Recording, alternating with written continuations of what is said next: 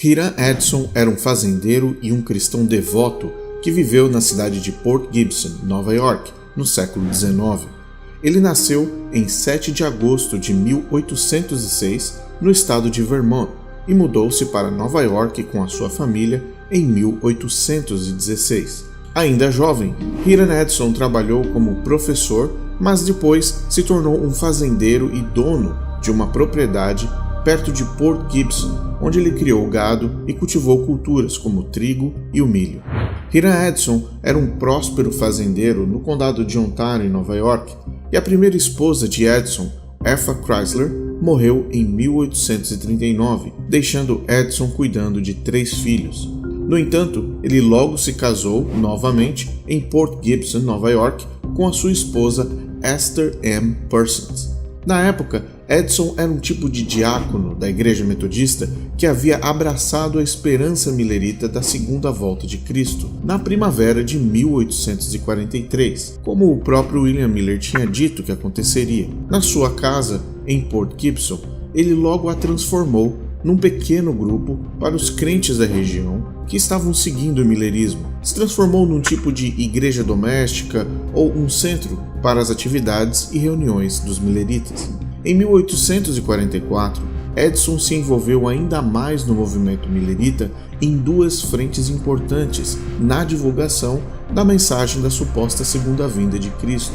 Ele viajou por toda a região como pregador e professor, ensinando sobre a interpretação de William Miller sobre as profecias de Daniel e Apocalipse e os sinais dos tempos que supostamente garantiam que Jesus voltaria em menos de 2 anos, e ele tinha certeza de que Miller estava correto. Como um millerita dedicado a William Miller e ao movimento, Hiram Edson esperava com todas as suas forças que Jesus voltaria em 22 de outubro de 1844, conforme profetizado por William Miller. No entanto, quando o dia passou e Jesus não veio, Hiram Edson, como muitos outros milleritas, ficaram completamente arrasados e confusos. Mais tarde, ele descreveu a experiência como a decepção mais amarga de sua vida. A noite de 22 de outubro passou, a madrugada veio e nada aconteceu. Naquela noite, Hiram Edson, obviamente, não conseguiu dormir. O trauma e a decepção eram grandes demais. Ele mesmo disse que todos juntos choraram como nunca antes. Apesar de ainda haver uma expectativa, ele decidiu deixar o local onde ele estava aguardando Jesus voltar e caminhar até o salão millerita em Port Gibson, Nova York. Juntamente com seu amigo Owen Crozier, eles caminharam em direção ao salão completamente desolados, decepcionados e principalmente desesperados. Enquanto Hiram Edson caminhava, ele clamava a Deus pedindo compreensão e orientação. Porém, antes de chegar até o salão, ainda no meio do caminho, passando pelo meio de um milharal, Hiram Edson teve uma visão que mudaria a sua vida e o curso da história adventista para sempre. Em suas próprias palavras, ele descreveu a cena. Eu estava andando no campo quando passei perto de uma grande árvore em um local isolado. As palavras do Salvador, ditas pouco antes de sua ascensão, brilharam em minha mente. Eis que estou sempre com você, até o fim do mundo. Fiquei maravilhado e a sensação da presença de Deus era tão próxima e tão real que parecia que eu estava cercado por uma nuvem de luz. Era uma nova luz, um novo pensamento e uma nova revelação. Em sua visão, Hiram viu Cristo entrar no Santo dos Santos no santuário celestial, em vez de retornar à terra, como William Miller havia previsto. Hiram ficou impressionado com o significado dessa visão e imediatamente a compartilhou com os outros milleritas. Pouco depois, enquanto Hiram e Crozier estudavam mais sobre a visão recebida e se havia alguma conexão nas escrituras, a Bíblia de Hiram Edson caiu no chão, aberta em Hebreus 8 e 9. Ambos ficaram olhando para a Bíblia no chão e ficaram impressionados, achando que aquela sim era uma confirmação da teoria de que o santuário no céu seria purificado e não, na verdade, o planeta Terra, e muito menos a igreja. No início de 1845, eles começaram a compartilhar suas conclusões entre algumas pessoas, mas não tiveram muito sucesso entre a maioria dos milleritas, que na verdade nem entendiam ou nem acreditavam naquela visão. Ambos, então, decidiram investir financeiramente na publicação da teoria do santuário em 1845. O jornal The Day Dawn foi impresso pelo editor do jornal Ontario Messenger com o título Os Milleritas ou Adventistas, Suas Desilusões, Fé e etc. No entanto, o artigo em si tinha um título mais convidativo e dizia: para todos os que esperam pela redenção, leiam o seguinte. Enoch Jacobs, o editor do The Day Star em Cincinnati, estava disposto a considerar as explicações de Crozier e ele concordou em publicar uma versão expandida e com um texto um pouco mais refinado em uma edição extra do jornal The Day Star, com um artigo intitulado A Lei de Moisés.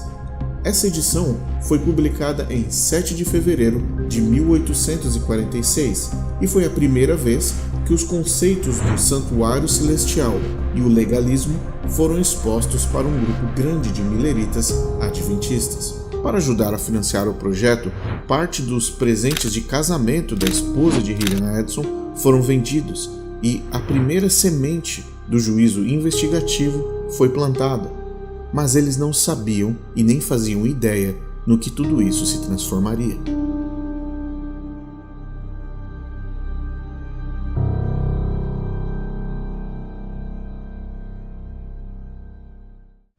Como você percebeu, a ideia do juízo investigativo nasceu exclusivamente e unicamente de dois eventos sobrenaturais. O primeiro deles foi uma visão no meio de um milharal e o segundo, uma Bíblia caindo no chão aberta numa passagem bíblica. A raiz da doutrina mais importante de todo o adventismo está plantada num solo distante das Escrituras e centralizada na experiência emocional, sensorial, espiritual e sobrenatural de um homem, Hiram Edson. Como você aprendeu nesta temporada, ter visões do sobrenatural era algo recorrente no século XIX, e essa crença de que Deus de alguma forma se comunicava com seres humanos através de transes, hipnotismos, euforia e mediunidade era algo presente nos movimentos sectários ao cristianismo tradicional daquela época. Era muito comum no século XIX conviver com pessoas que afirmavam ter supostos poderes além da compreensão física e que diziam ser entidades com acesso direto ao divino e que, consequentemente, se levantavam como líderes de grupos numerosos de pessoas que aceitavam segui-los e fazer qualquer coisa por uma experiência religiosa e espiritual supostamente privilegiada. O mais interessante sobre Hiram Edson, além, é claro, da visão que supostamente ele teve, é o fato de que ele sofria influências diretas da cultura local, das crenças estranhas dos visionários e na proposta do reavivamento espiritual do começo do século XIX, justamente como você aprendeu na primeira temporada. Mas se olharmos com mais atenção para o local onde a casa de Hiram Edson estava, vamos notar que a região onde ele morava era um centro espiritualista que influenciava a sua percepção do universo divino. Poucas pessoas conhecem o endereço do homem que teve a suposta visão do santuário celeste. Mas se olharmos com mais atenção, vamos perceber que Hiram Edson tinha vizinhos bastante influentes. Ele vivia na região de Port Gibson, mais precisamente na pequena estrada 27. Próximo à fazenda de Hiram Edson está o canal Erie, construído em 1825, que conectava toda a região histórica do Burnover District, que se tornou conhecida por ter sido uma área fértil para o surgimento de diversos movimentos religiosos e seitas durante o século XIX. A presença do canal também contribuiu para a disseminação dessas seitas e movimentos, já que as pessoas podiam viajar com seus barcos com facilidade e participar das reuniões religiosas e espiritualistas. Apenas poucos minutos a cavalo, na mesma região, você vai encontrar o Monte Cumorah. O Monte Cumorah é um lugar importante para os membros da Igreja de Jesus Cristo dos Santos dos Últimos Dias, ou mais conhecidos como Mormons, porque eles acreditam ser o lugar onde o profeta Moroni escondeu as placas de ouro contendo o registro dos antigos povos americanos, que Joseph Smith, o profeta Mormon, mais tarde traduziu para o livro de Mormon. Além disso, acredita-se que o anjo Moroni, que é o filho de Mormon, visitou Joseph Smith no Monte Cumorah para dar as instruções de como encontrar as placas de ouro. Um pouco mais acima do mapa, do outro lado do canal, você vai notar a presença de uma pequena cabana. Ali moravam as irmãs Fox. Margaret, Leah e Catherine eram 3 irmãs que se tornaram famosas por afirmarem ter se comunicado com espíritos e terem iniciado o movimento espírita moderno. Por fim, se você olhar mais abaixo, você vai encontrar a pequena vila de Palmyra. Lá era a cidade natal de Tiago White, que também convivia nessa região. Portanto, num raio de distância bem próximo, você consegue visualizar com facilidade que na mesma época, na mesma região e envolvidos nas mesmas práticas religiosas muito parecidas, estava um grupo de vizinhos que afirmavam ter visões, que falavam com Deus diretamente, que se comunicavam com seres do universo espiritual, com os espíritos dos mortos, anjos, profetas, ancestrais e supostos deuses de outros planetas.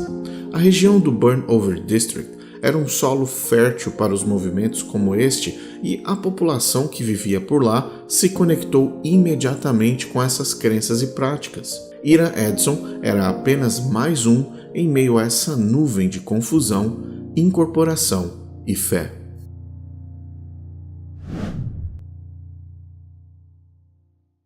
Como você já deve ter percebido, a história da Igreja Adventista é baseada em 3 colunas: visões, confusões e publicações.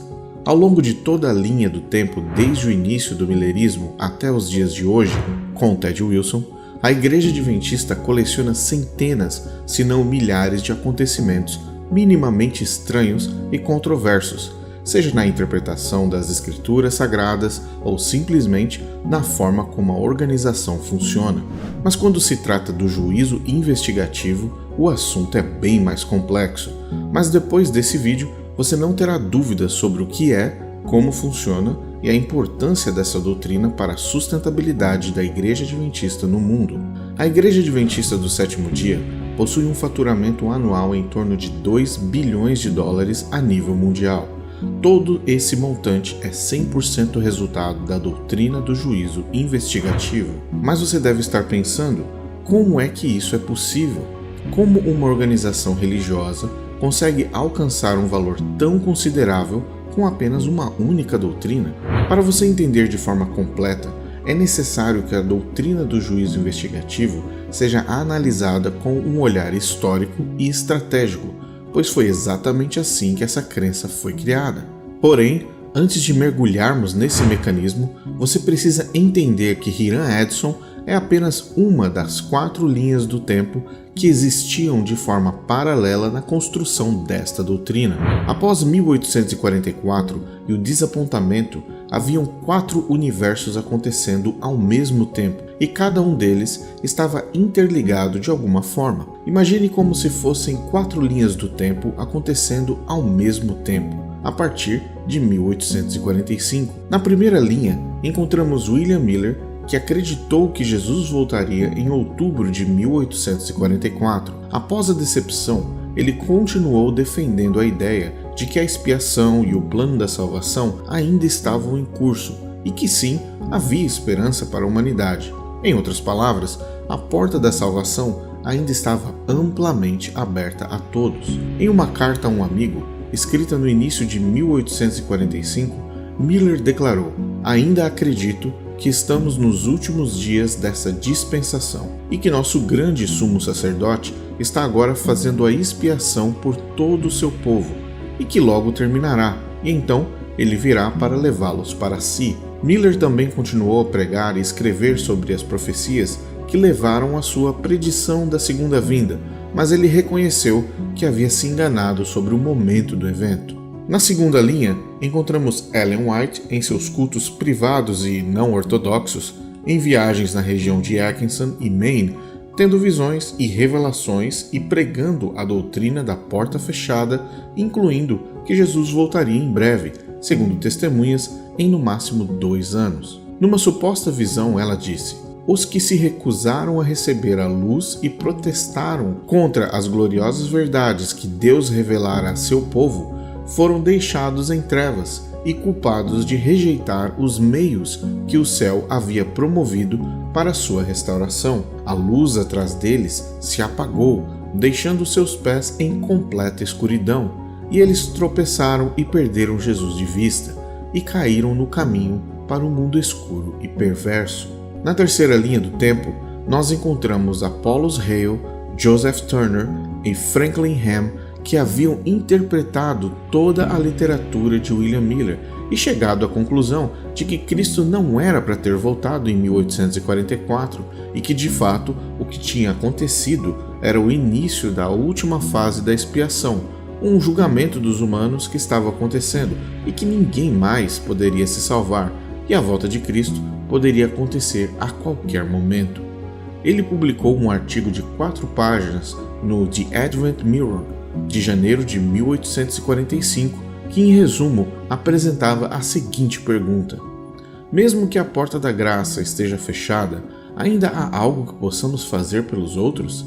Talvez, mais realisticamente, não há mais o que fazer ou o que possamos fazer. É improvável que os pecadores possam ser convertidos depois que a porta foi fechada. Embora algumas mudanças possam parecer conversões, tentar converter as massas neste momento seria tão inútil quanto os israelitas tentando converter os egípcios quando eles estavam presos no Mar Vermelho. Estaríamos perdendo nosso tempo e nos colocando em perigo. Na quarta linha, nós temos Hiram Edson e Crozier quebrando a cabeça e tentando entender a visão do milharal e seu suposto significado após o desapontamento de 22 de outubro. Por fim, eles concluíram que 22 de outubro havia marcado o fim da primeira fase do ministério de Cristo no Santuário Celeste e que agora ele havia iniciado a fase de expiação, onde não havia mais tempo para arrependimento e intercessão. No entanto, no mesmo artigo do jornal The Star, ambos declararam algo mais contundente ainda. Com todas as evidências que o acompanham, juntamente com o santo poder e alegrias sinceras da salvação de Deus, resultantes da passagem da expiação, nos sentimos justificados em nutrir uma forte expectativa de que nosso Rei virá em toda a sua glória no dia 11 do primeiro mês do próximo ano judaico, às 3 horas da tarde, em Jerusalém. O resultado das supostas visões recebidas tanto por Ellen White e Hiram Edson e as interpretações de Hale e os demais apenas salientaram a constante insistência de que apenas eles seriam salvos, apenas eles eram os escolhidos, apenas eles eram os remanescentes e justificados de Deus, e que o mundo iria acabar em breve.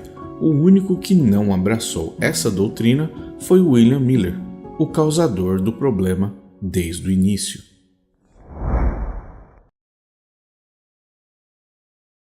O ano de 1845 avançava e todas essas frentes de liderança se fortaleciam cada vez mais graças às crenças que mencionamos no segmento anterior. No entanto, essa corrida de cavalos começava a entrar em sua reta final, onde muitas das crenças que eram pregadas se tornaram mais fortes ou completamente obsoletas, como as novas datas da volta de Cristo. No entanto, algo estranho começou a acontecer dentro do novo adventismo que iria determinar a relevância de Hiram Edson, a importância de sua visão no milharal e sua sobrevivência no movimento.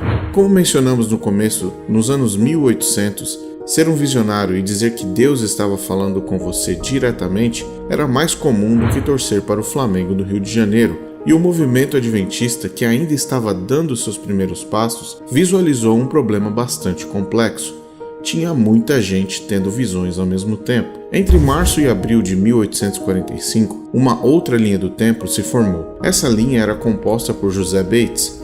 Ele era um homem muito rico e capitão do mar e guerra, e tinha um nível educacional bastante elevado e havia se convertido ao milerismo em 1839, e após o desapontamento, ele voltou a estudar a Bíblia. No entanto, em abril de 1845, José Bates leu um panfleto de um homem chamado Thomas Preble, que era um pastor batista do livre-arbítrio, que defendia a guarda do sábado como sendo mandatória de acordo com a lei mosaica. Essa mensagem havia sido repassada por uma mulher chamada Rachel Oakes Preston, que era uma batista do sétimo dia. Mas espera aí, por que nós estamos falando da guarda do sábado?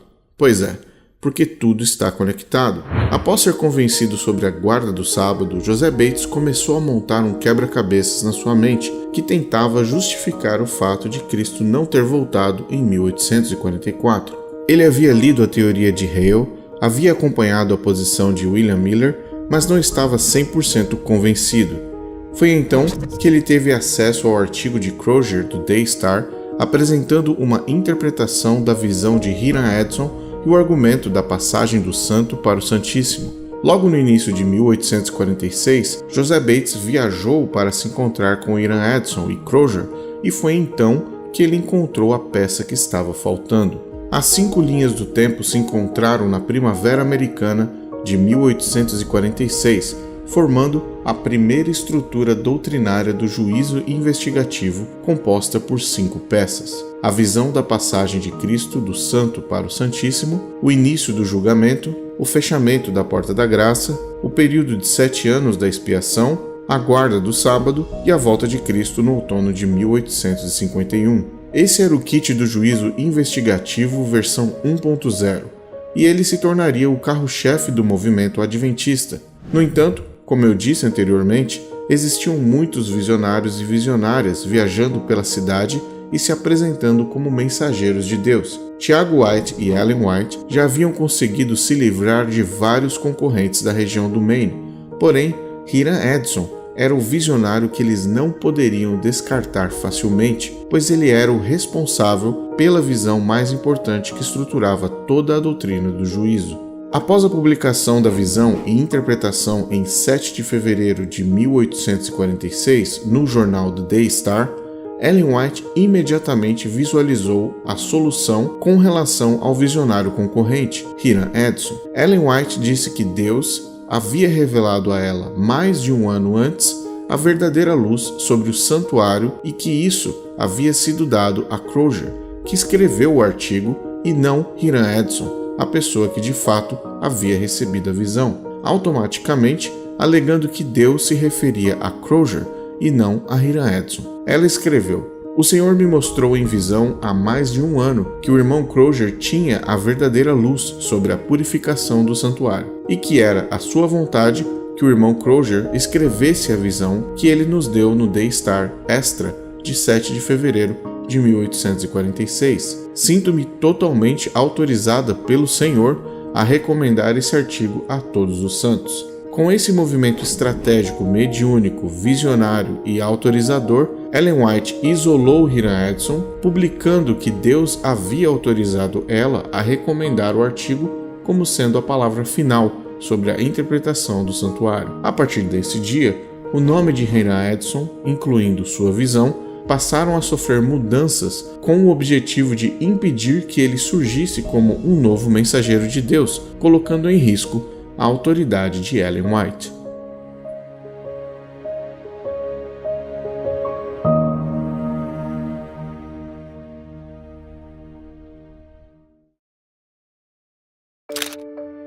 Era muito óbvio que essa salada de interpretações não fazia sentido, principalmente porque era o resultado de visões e interpretações de erros cometidos anteriormente e um exclusivismo adventista que já possuía suas raízes bem nutridas pelo orgulho do próprio movimento. Mas se Ellen White, Tiago White e o restante do bando, como eles se chamavam, quisessem ter algum tipo de autoridade doutrinária, essa proposta do juízo investigativo precisava fazer sentido de uma forma ou de outra. O resumo da doutrina era o seguinte: Cristo subiu aos céus após a ressurreição e se encontrou com o Pai, sentando-se à direita dele e iniciando o trabalho intercessório sobre a humanidade até o ano de 1844. Esse período entre a chegada de Cristo no céu e o ano de 1844 representavam a parábola das 10 virgens, onde todas tinham o óleo nas lâmpadas e estavam prontas para entrar no casamento com o noivo. Após 1844, o noivo chega, representado por Cristo, porém, ao invés de voltar à Terra em 22 de outubro, como William Miller tinha pensado, Cristo, o noivo, passa do lugar santo do santuário, simbolizado pelo lado de fora da festa, para o Santíssimo, simbolizado pelo lado de dentro da festa do casamento. Após passar de um lugar para o outro, ele fecha a porta e bloqueia o acesso ao Santíssimo, exatamente como o noivo da parábola das 10 virgens fez, deixando para fora as virgens com as lâmpadas apagadas. Seguindo a mesma lógica da parábola, ao passar para o lugar santíssimo do santuário, Cristo, o noivo, leva consigo aqueles que estavam com as lâmpadas acesas, ou em outras palavras, aqueles que aceitaram a mensagem de William Miller, representada pela luz das lâmpadas. Todos aqueles que rejeitaram William Miller ficaram para fora, perdidos para sempre, exatamente como as virgens que não tinham óleo nas lâmpadas. Agora, Cristo, dentro do lugar santíssimo, iria iniciar um tipo de juízo investigativo sobre toda a humanidade, perdidos e salvos, e após o término desse período, ele então voltaria ao planeta Terra. Enquanto isso, o sábado, o 7º dia da semana do calendário gregoriano, seria o selo identificador entre aqueles fiéis a Deus e o diferenciador durante o julgamento que supostamente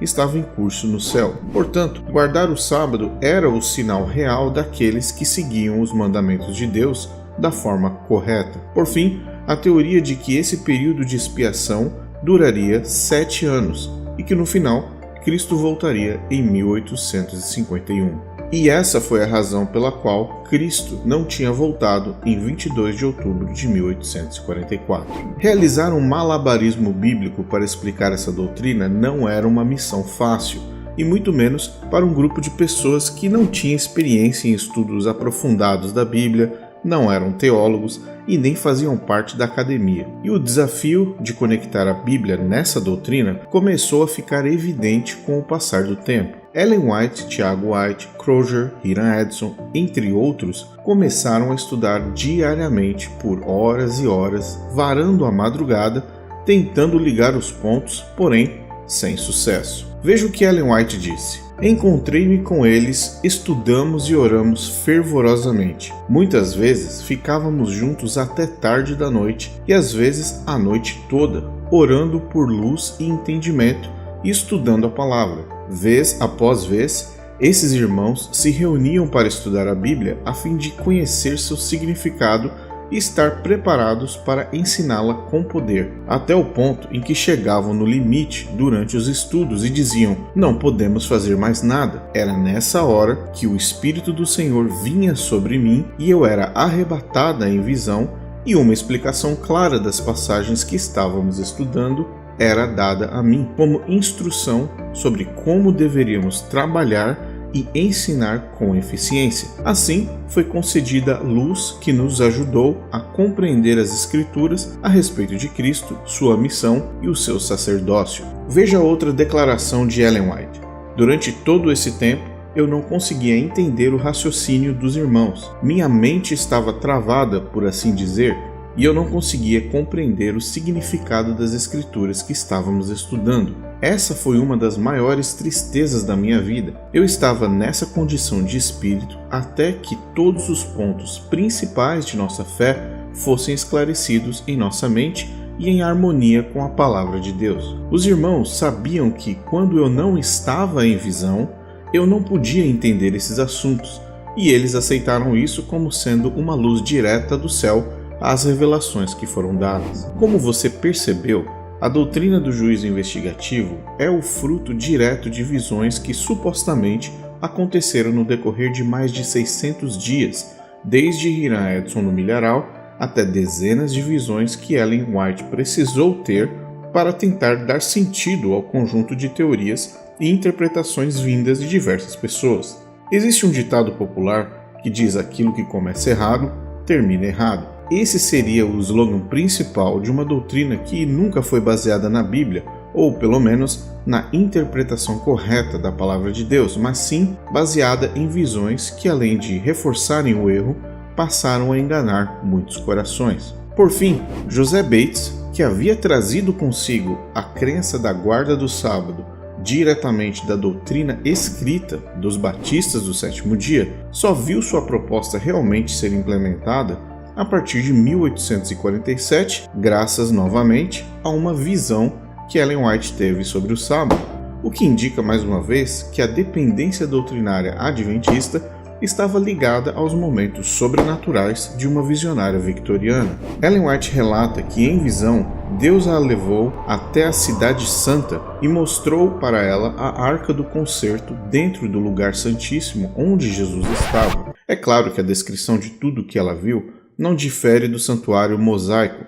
No entanto, nessa visão, as tábuas da lei receberam um tratamento especial, porque entre todos os mandamentos, o quarto, que fala sobre a guarda do sábado, brilhava mais do que todos os outros. Veja o que ela disse: eu vi um anjo voando rapidamente para mim. Ele rapidamente me carregou da terra para a cidade santa. Na cidade, eu vi um templo no qual eu entrei. Na arca estava o pote de ouro com maná, a vara de Arão que brotou e as tábuas de pedra que se dobravam como um livro. Jesus os abriu e viu os 10 mandamentos escritos neles com o dedo de Deus. Em uma mesa havia 4 e na outra 6. Os 4 da primeira mesa brilhavam mais do que os outros 6, mas o quarto, o mandamento do sábado, brilhou acima de todos eles, pois o sábado foi separado para ser guardado em honra do santo nome de Deus. O sábado parecia glorioso, uma áurea de glória estava ao seu redor. Com essa visão, a estrutura doutrinária da Igreja Adventista do Sétimo Dia estava finalmente completa e 100% baseada em visões, transes, atos sobrenaturais, bibliomancia, interpretações desconectas e a dependência constante e autoritária da fonte de todas as respostas e revelações, Ellen White.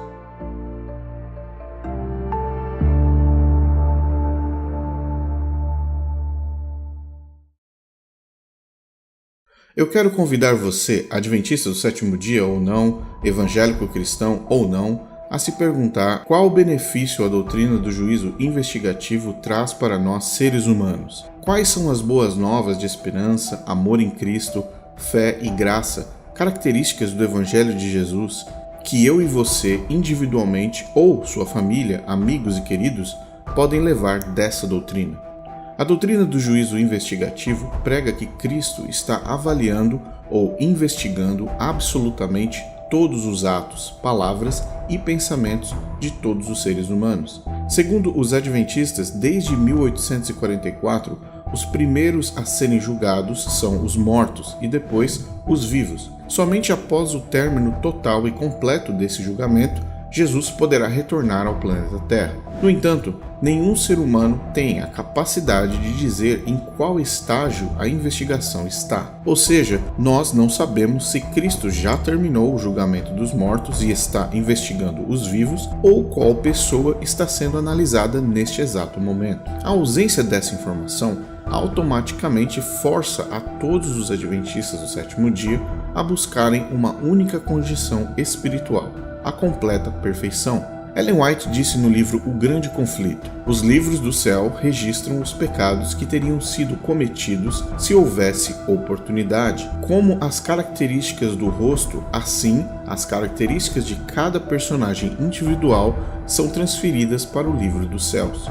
Cada palavra, cada ato, cada pensamento deve resistir ao teste do julgamento. Portanto, segundo essa doutrina, todos nós iremos ser julgados por absolutamente tudo o que fizermos e pensamos, e até mesmo depois de mortos, seremos julgados por nossa influência. Veja o que ela disse no mesmo livro: cada impulso, cada ação, cada hábito, cada pensamento será submetido ao escrutínio dos tribunais celestiais. E se a alma for encontrada em harmonia com Cristo, se todas as suas obras forem feitas em Deus, se seus pensamentos forem puros e verdadeiros, então ele receberá a aprovação de Deus. Mas se suas obras forem más, se ele corrompeu seus caminhos diante de Deus e dos homens, então a sentença será pronunciada contra ele. A influência que ele exerceu em sua vida não morrerá com ele.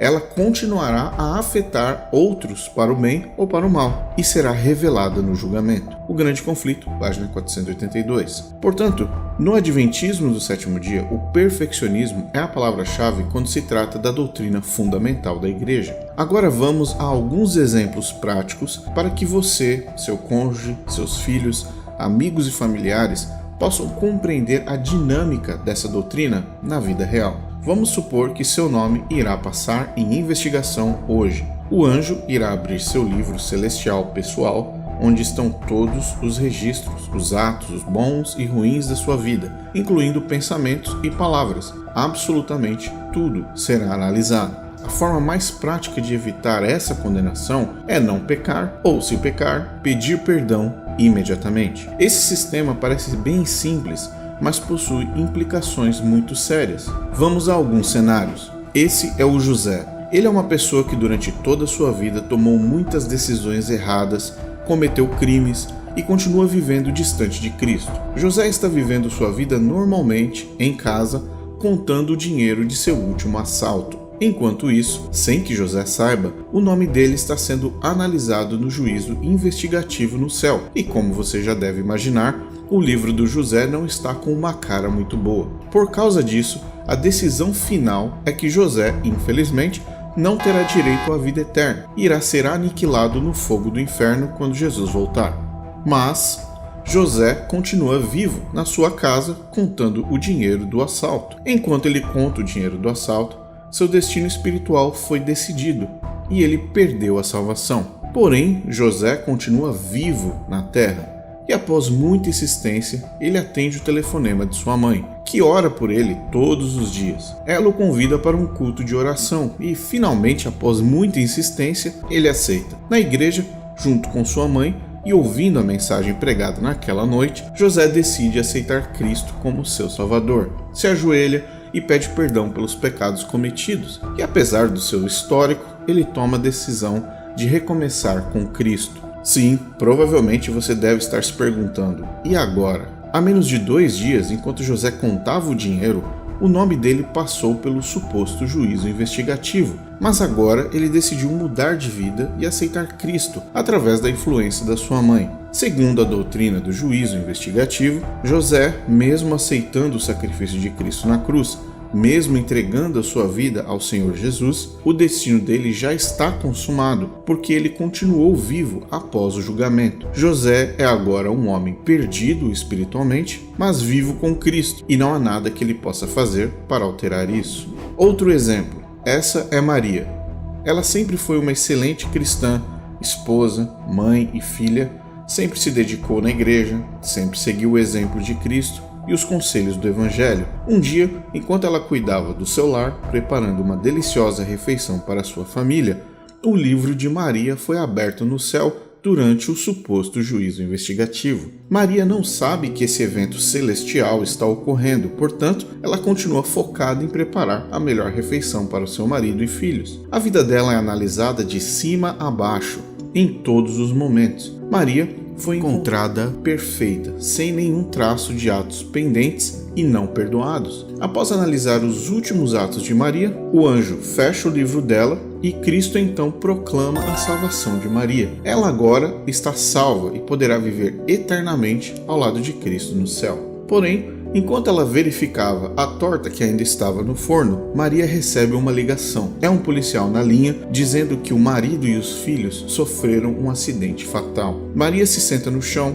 desolada e desesperada. Ela havia acabado de perder toda a sua família. O luto e a dor da perda mexeu com Maria e, infelizmente, aos poucos, ela se distanciou de Deus, de Cristo. A dor que ela sentia era muito maior do que as forças espirituais de retornar para os braços de Jesus. A depressão se aprofundou e ela literalmente se desligou de Deus a ponto de nunca mais voltar. A dor da perda e as cicatrizes emocionais fizeram com que ela soltasse da mão do Criador. Mas você deve estar se perguntando, e agora?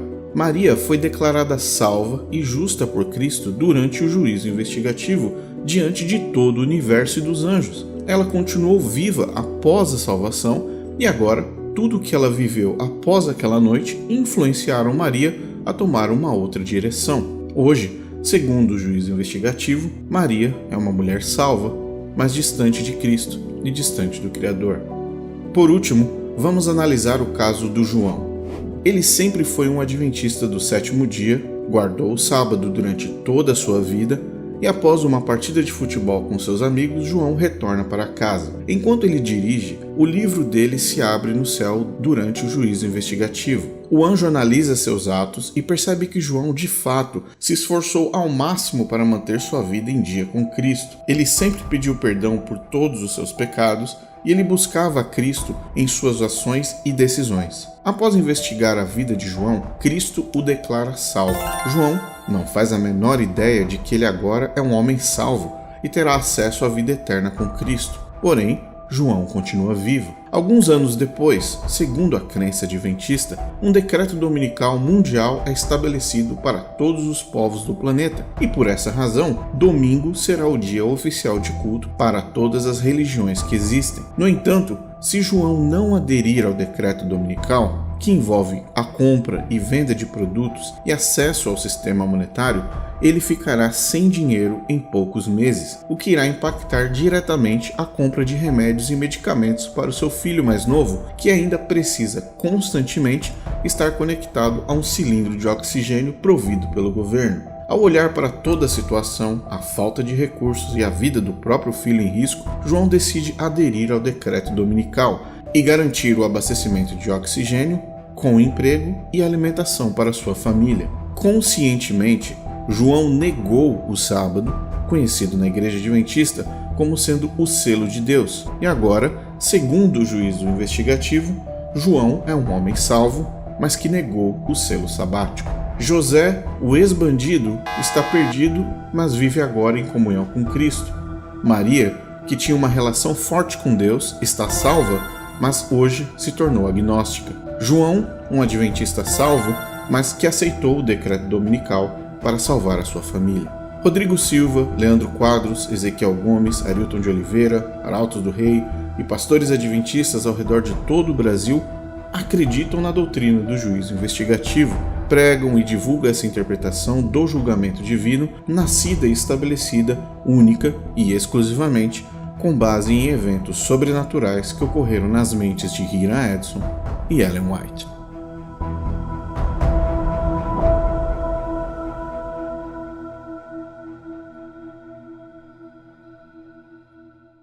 O mais interessante sobre a história das origens do juízo investigativo é o fato de que Crozier decidiu deixar o adventismo. Crozier deixou a organização adventista em 1855 devido às divergências com a liderança da igreja, Tiago White e Ellen White, particularmente sobre a natureza da doutrina da expiação. Em 1904, Crozier, o homem que havia iniciado toda a euforia ao redor da visão de Hiram Edson, escreveu um artigo no jornal The Daily Messenger, dizendo: o que foi escrito no artigo de 1846 no The Daily Star foi que o modelo e as atividades do santuário terrestre não fornecem desculpas para a teoria de que a porta da graça foi fechada em 22 de outubro de 1844, ou que ela jamais será fechada. Essa teoria foi um erro terrível. Foi publicado, sim, de forma solene na época e tem sido fanaticamente aderida por mais de 58 anos e apoiada por pretensas visões divinamente inspiradas, e se tornou a pedra angular de uma das mais fortes seitas adventistas. Em outro artigo, Crozier escreveu: o objetivo do artigo do santuário era apoiar a teoria de que a porta da graça estava fechada, uma teoria que eu e quase todos os adventistas que adotaram a mensagem de William Miller sustentamos de 1844 a 1848. Sim, eu sei que Ellen Harmon, agora a Sra. White, sustentava aquela teoria da porta da graça fechada naquela época. Crozier deixou o adventismo e foi imediatamente substituído por um jovem estudioso da Bíblia chamado J. N. Andrews, que se tornaria o teólogo autorizado a explicar a doutrina do santuário após a saída de Crozier. Andrews fez uma viagem de mais de 900 quilômetros com Hiram Edson. Ele absorveu tudo que poderia sobre a visão e a interpretação do santuário, mas se manteve em silêncio e nunca argumentou o santuário utilizando a visão de Hiram Edson. Suas respostas às críticas óbvias a essa doutrina não reivindicam nenhuma visão sobrenatural para dar base ao juízo investigativo. Hiram Edson foi mantido por perto pelo grupo de adventistas para que os líderes o tivessem sob controle. Hiram Edson percebeu que Ellen White era a autoridade no adventismo e decidiu jogar o jogo a ponto dele mesmo alterar pontos importantes da sua visão ao longo do período em que esteve servindo à organização, justamente para favorecer as doutrinas que haviam sido desenvolvidas com base na visão que ele supostamente teve. Na literatura adventista, entre os anos de 1845 e 1852, apenas Crozier recebeu crédito pela estrutura da doutrina do santuário. Hiram Edson apareceu apenas como um contribuidor financeiro para a publicação de Crozier, e não foi sequer mencionado como o visionário iniciador. Os fundadores adventistas esconderam Hiram Edson do público até 1892. A visão de Edson nunca foi mencionada em nenhum artigo de jornal até esse ano, o que deu tempo suficiente para que Ellen White pudesse se sentar na cadeira oficial de visionária da organização. O próprio Edson, que publicou artigos e panfletos apoiando essa doutrina, em nenhum lugar mencionou a própria visão, o que revela uma característica de comportamento bastante estranha e questionável. Ele relatou várias experiências sobrenaturais em suas cartas enviadas ao jornal The Present Truth em dezembro de 1849, sem referência, porém, à mais importante de todas, a visão do milharal. A ele foram dados cargos nos jornais da organização como um suposto editor. No entanto, ao longo de quase 20 anos servindo a Igreja Adventista do Sétimo Dia, Hiram Edson, o visionário responsável pelo começo de toda a doutrina confusa, foi jogado de canto até a sua morte, para evitar que novas visões que ele continuou tendo surgissem e viessem a público. Na descrição desse vídeo, nós vamos disponibilizar uma tabela. Ela contém a linha cronológica das alterações feitas na visão de Hiram Edson ao longo das décadas, o que é um exemplo claro da tentativa constante em manter a visão, mas distanciar o visionário. Após 1851, a doutrina da Porta da Graça fechada foi deixada de lado, mas, alguns anos depois, ela foi reintroduzida, só que agora após o julgamento investigativo, e haverá novamente o fechamento de uma nova Porta da Graça, onde ninguém mais poderá ser salvo, segundo os adventistas. A última memória de Hiram Edson ainda está repleta de contradições e mistérios. Recentemente, no começo do século XX, um documento chamado O Manuscrito de Hiram Edson veio à tona. O Manuscrito de Hiram Edson é um documento que conta a história da visão de Edson e suas consequências. O manuscrito foi escrito à mão em 6 folhas de um caderno amarelo e provavelmente foi escrito entre 1866 e 1873, muitas décadas depois do grande desapontamento de 844. O manuscrito não foi assinado e nem datado. A primeira menção do manuscrito foi encontrada em um artigo do Youth Instructor em 1910 e foi parcialmente citado em uma impressão pela primeira vez em um artigo de F.M. Kelly no Review and Herald de 1921, 75 anos após o evento ao qual se refere. De acordo com James Nix, biógrafo de Edson, o manuscrito pode ter contido cerca de 30 páginas de reminiscências e especulações teológicas, mas apenas 6 folhas vieram a público. O manuscrito foi emprestado ao jornal adventista pela filha de Edson, a senhora Via Ofélia Cross, em 1921, e foi certificado e notarizado como autêntico.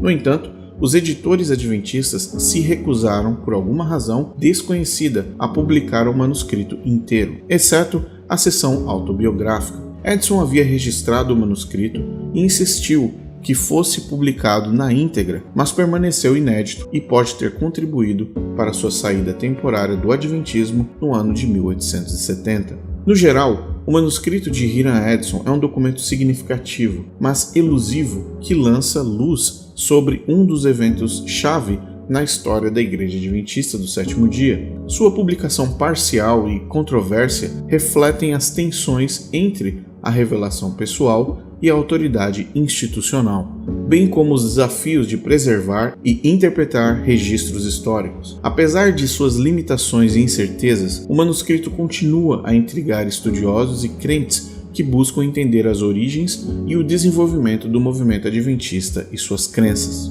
Na Igreja Adventista, a incerteza, a dúvida e a condição de completo desconhecimento sobre o dia do seu julgamento, incluindo a crença de que o sábado é necessário para a salvação, nunca poderá ser negado.